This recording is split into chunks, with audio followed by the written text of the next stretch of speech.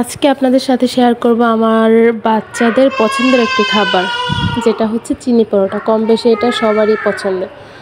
তো আমি সাধারণত চিনি পরোটাটা কীভাবে বানাই এটাই আপনাদের সাথে শেয়ার করব।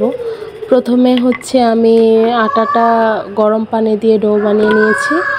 তারপর একটা ছোট শেপের রুটি বানিয়ে নিব এবং রুটিটার মতো আপনারা পরিমাণ মতো চিনি দিবেন। চেষ্টা করবেন অতটা বেশি না দিতে, তাহলে এটা ফেটে চিনিগুলো বেরিয়ে যাবে। চিনি দেওয়ার পরে ভালোভাবে এটাকে লক করে এটাকে আপনারা আপনার শেপ অনুযায়ী আপনারা একটা পরোটা বানাতে পারেন। স্কোয়ার শেপও হতে পারে, আপনার এটা ইচ্ছা মতো হতে পারে। তো এটা বানানোর পর কিছুটা পরিমাণ কড়াইতে তেল দিয়ে দিব। তেলটা একটু গরম হলে তারপর আমরা রুটিটা দিয়ে দিব।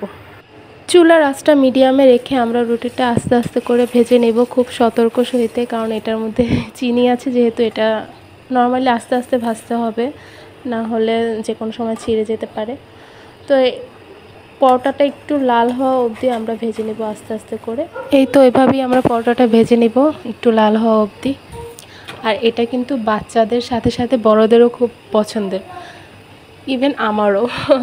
আসলে চিনি পরোটা কারই না পছন্দের হয় বলুন আপনারা? আমার বাচ্চারা তো অনেক পছন্দ করে, আমি ওদের প্রায় সময় সকালে এটা দিয়ে থাকি, ওরা খেতে